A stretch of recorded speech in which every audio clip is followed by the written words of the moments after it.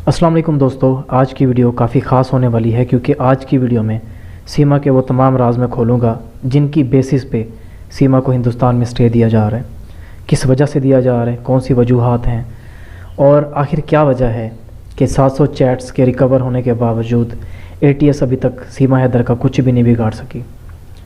सीमा ने अपनी हमसाई के ऊपर, मिथिलेश भाटी के ऊपर केस किया या उसको डराने धमकाने की कोशिश की, एक साधु को भी मरवाया गया, पिटवाया गया और इस चीज़ के ऊपर भी अभी तक हमें कोई किसी किस्म का एक्शन देखने को नहीं मिला। हालांकि हमको ये लग रहा था कि इसके ऊपर बड़ा एक्शन लिया जाएगा और बहुत ही बड़ा एक्शन लिया जाएगा, लेकिन अभी तक इसके ऊपर किसी ने आवाज़ नहीं उठाई।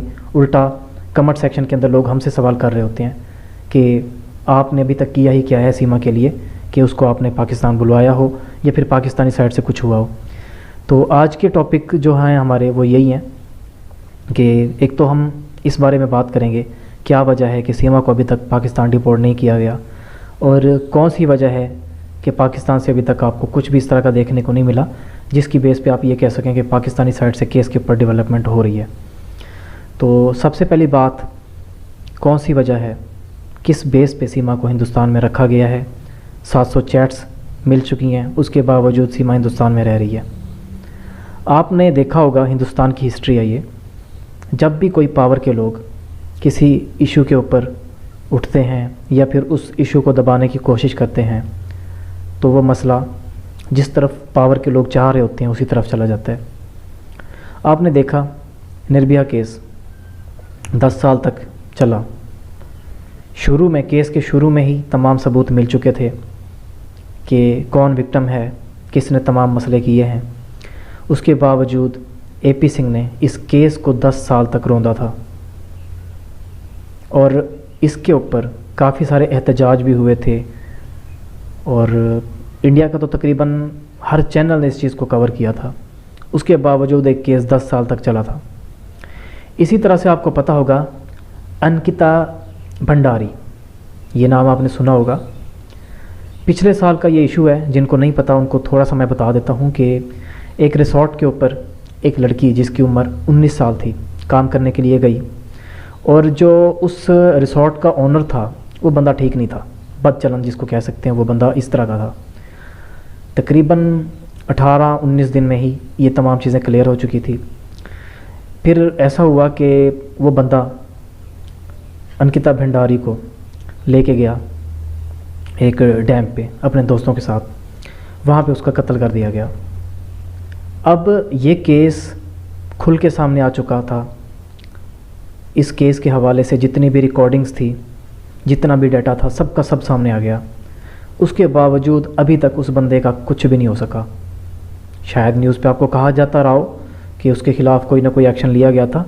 एक्शन लिया गया था, उसने ख़ुद ये तमाम चीज़ें उगली भी थी और पुलिस ने उगलवा भी ली थी कि उसने कैसे कत्ल किया, क्या क्या हुआ था, क्योंकि इसमें कुछ राज खुले थे, कुछ सबूत मिले थे। जो अंकिता भंडारी थी, उनका एक दोस्त जम्मू में रहता था, उसने कुछ सबूत दे दिए थे जिसके बाद तमाम चीज़ें खुलना शुरू हो चुकी थी। तो यहाँ पे ये केस क्यों लटका हुआ है, पहले तो मैं आपको, क्योंकि बात क्लियर करनी है, बात आपको पूरी बतानी है, इसलिए आपको ये वीडियो आज की देखनी पड़ेगी ताकि आपको बात की समझ आ सके। हुआ फिर ये कि क्योंकि वो बंदा इन्वॉल्व हो चुका था एक, जो कि बहुत ही ऊपर के लेवल का है, एक बड़ी पार्टी का वो बंदा है जिसकी हिंदुस्तान में काफ़ी रिस्पेक्ट है। और अब क्योंकि हम पॉलिटिक्स तो इस वीडियो में खेल नहीं रहे, इसलिए मैं उस पॉलिटिकल पार्टी का भी नाम नहीं लूँगा और जो रिसोर्ट का मालिक था या रिसोर्ट के मालिक का जो पिता था उसका भी मैं नाम नहीं लूँगा, क्योंकि मैं इस तरह की कोई वीडियो नहीं बना रहा जिसके अंदर किसी पार्टी के ख़िलाफ़ कोई बात की जाए या फिर किसी बंदे के ख़िलाफ़। जस्ट मैं आपको बताने की कोशिश कर रहा हूँ कि जिनके साथ इशू हुए उनके साथ क्या हुआ, कितने अरसा ये केसेस चलते रहे।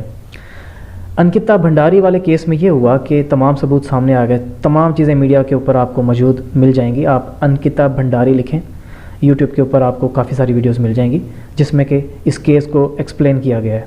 क्योंकि मैं हिंदुस्तान से नहीं हूँ, मैं पाकिस्तान से हूँ, तो मैं पॉलिटिकल पार्टीज़ के ऊपर इस तरह से बात नहीं करना चाहता, क्योंकि अभी ये बात हो रही है सीमा के हवाले से। हाँ, अगर हमारी बात हो रही हो पॉलिटिकल पार्टीज़ के ऊपर तब हम बात करेंगे। आपने कुछ बताना है, आपके साथ कोई इशू है, तब भी हम इस बारे में बात करेंगे, चाहे वो कोई पॉलिटिकल पार्टी हो या कुछ भी हो। तो अभी मेन चीज़ जो है वो यही है कि एक पॉलिटिकल पार्टी का बंदा उसमें इन्वॉल्व हुआ, जिसकी वजह से ये केस अभी तक चल रहा है और पता नहीं कितना अरसा मज़ीद चलेगा, 10 साल, 15 साल, 20 साल, या शायद लगातार चलता रहे। अंकिता भंडारी की जो फैमिली है, उन्होंने कहा तमाम चीज़ें सामने आ चुकी हैं, अगर हमें इंसाफ ना दिया गया तो हम खुदकुशी कर लेंगे। फिर भी अभी तक कुछ नहीं हुआ, सबूत मौजूद हैं, मीडिया पे चल रहे हैं तमाम सबूत। तो जब हिंदुस्तान में, चाहे हिंदुस्तान हो चाहे पाकिस्तान हो, जब यहाँ पे पावर के लोग, पॉलिटिकल लोग जो होते हैं, वो जब इन्वॉल्व हो जाते हैं, तब वो केस मुरझा जाते हैं। अभी सीमा के केस में भी यही चीज़ हो रही है। आपने पहले देखा, हिस्ट्री इस चीज़ की गवाह है कि तमाम सबूत मिल चुके थे, सबूतों के बावजूद ये केस फंसा हुआ था। अंकिता भंडारी हो गई, चाहे निर्भया हो गई, इंसाफ निर्भया को मिला 10 साल बाद। अंकिता भंडारी 2021 का इशू है ये, अभी तक केस कहीं पे भी नहीं गया, वहाँ का वहाँ ही पड़ा हुआ है। यहाँ से आपको अंदाज़ा हो चुका होगा कि सीमा हैदर का केस जितना आसान नज़र आ रहा है उतना नहीं है। ये केस सॉल्व होगा लेकिन टाइम लग सकता है। सीमा को डिपोर्ट भी किया जाएगा लेकिन टाइम लग सकता है। एपी सिंह ने निर्भया केस को पहले लड़ा हुआ है और ये केस अभी भी किस तरह से आगे लेके जाना है, किस तरह से इसको लटकाना है, एपी सिंह अच्छे से जानता है। अब यहाँ पे मेन बात जो करने वाली थी वो यही है कि यहाँ पे ना पाकिस्तानी पॉलिटिशियंस, ना पाकिस्तान के वकील, न हैदर भाई का इशू है। यहाँ पे इशू जो बन रहा है वो है सीमा की तरफ से एपी सिंह का इशू। एपी सिंह चाहता नहीं है कि सीमा पाकिस्तान जाए, शायद वो उससे कोई बड़े कारनामे अंजाम दिलवाना चाहता हो, या फिर यूट्यूब चैनल, क्योंकि आजकल यूट्यूब काफ़ी अच्छा पे कर रहा है, आजकल क्या शुरू से ही कर रहा है, इसमें कोई डाउट नहीं है। तो यूट्यूब से भी अर्निंग आएगी, इसके अलावा इनको काफ़ी सारे कॉन्ट्रैक्ट भी मिल सकते हैं। तो एपी सिंह की कोशिश रहेगी कि जिस तरह से अक्षय कुमार के पास नेशनलिटी ना होने के बावजूद उन्होंने मूवीज़ बनाई हैं, वो तो अब स्टार हैं भाई, उन्होंने कौन सा कोई खिलाफ वर्जी की थी कंट्री की। तो इसी तरह से ये इसका इस्तेमाल करना चाहेंगे कि सीमा मूवीज़ में काम करे, मूवीज़ में काम करने के साथ साथ इनको और भी काफ़ी सारे कॉन्ट्रैक्ट मिलेंगे। और एपी सिंह के अकाउंट में करोड़ों में पैसे आए हैं, 2 करोड़ की अमाउंट तो हमें बताई गई थी। बाकी जो लोग बैंक में काम करते हैं, अगर उनके लिए पॉसिबल है तो एपी सिंह का अकाउंट चेक कर सकते हैं, अमाउंट अभी भी अकाउंट के अंदर पड़ी हुई है। यहाँ पे ये सारी बातें करने का मेन मकसद मेरा यही था, जब पावर के लोग इन्वॉल्व हो जाए इन इश्यूज़ के अंदर, ख़ास तौर पे पॉलिटिकल, तब ये मसले दब जाते हैं। बच्चे वापस किए जाएंगे शायद, क्योंकि इस चीज़ के लिए सीमा ने भी एग्री कर लिया हुआ है, लेकिन सीमा का पाकिस्तान आना शायद नामुमकिन है। और अगर सीमा पाकिस्तान आती भी है तो इस चीज़ के ऊपर काफ़ी ज़्यादा टाइम लग सकता है। तो आपके जो भी कमेंट सेक्शन में आप बात करते हैं, उनको मैं बड़ी तरजीह देता आता हूँ। जैसा कि ये भी कमेंट सेक्शन की वजह से, कमेंट सेक्शन में आपने कमेंट किया, इसी बेस की वजह से मैंने ये बात की है कि निर्भया केस हो गया या फिर अंकिता भंडारी वाला केस हो गया, ये ऐसे फंसे रहे, काफ़ी अर्सा फंसे रहे। निर्भया को उसको इंसाफ मिला 10 साल बाद, अंकिता वो भी मारी जा चुकी है, शवाहिद हटा दिए गए।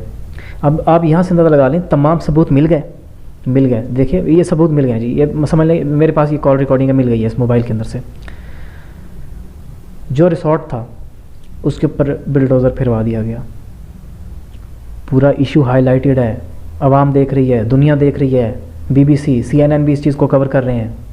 उसके बावजूद उस रिसोर्ट के ऊपर, जिन लोगों को रिसोर्ट का नहीं पता, आसान अल्फाज में मैं आपको समझाता हूँ, होटल जो होता है जहाँ पे लोग जाके रहते हैं, जैसे मुझे पिकनिक के लिए जाना है, घूमने फिरने के लिए जाना है, मैं जाके वहाँ पे रूम बुक कर लूँगा, वहाँ पे रहूँगा, वहाँ पे खाने पीने का चीज़ें भी होगी, छोटा मोटा स्विमिंग पूल भी होगा। ऐसे रिसोर्ट जैसे घर होता है, घर बना हुआ होगा, वहाँ पे जाके हम रहना शुरू कर देते हैं, 3 दिन 4 दिन, हफ्ता 2 हफ्ते। तो वो जगह भी, जो रिसोर्ट था, वो जो होटल था, वो हाईवे जो होती है, मोटरवे जो होती है, उससे काफ़ी साइड पे था, जंगल के अंदर लोग घूमने फिरने जाते थे। तो जैसे ही ये तमाम चीज़ें सामने आई, सबूत खुलना शुरू हुए, उस बिल्डिंग के ऊपर, उस रिसोर्ट के ऊपर बिल्डोज़र चलवा दिया गया ताकि कोई सबूत ना मिल सके, क्योंकि ये चीज़ें पॉसिबल होती हैं ना, चीज़ें आहिस्ता आहिस्ता खुल के सामने आ रही थी, तो पॉसिबल था कि बाकी सबूत भी मिल जाते, तो बिल्डोज़र चलवा दिया गया।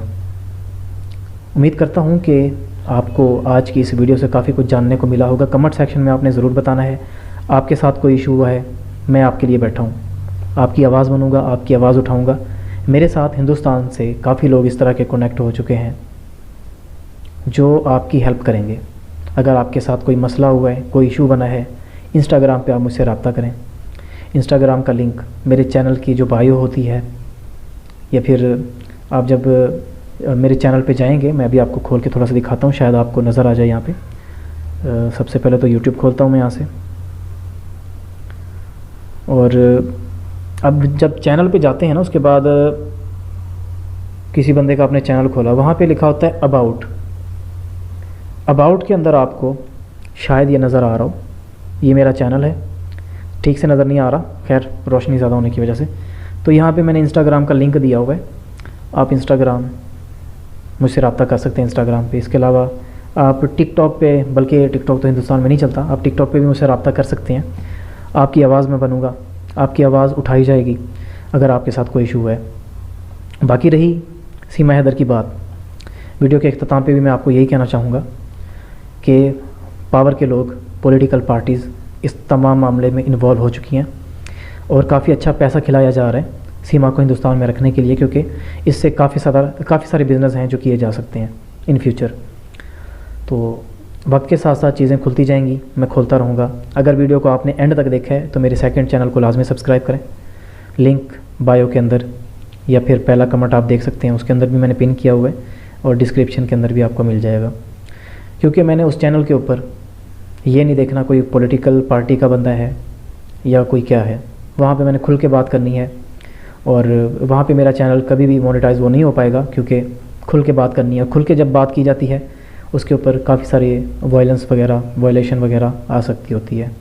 लेकिन हमारी पहली प्रायोरिटी यही है कि यूट्यूब ने जितनी भी कम्युनिटी गाइडलाइंस दी हुई हैं, हमने उनको फॉलो करना है।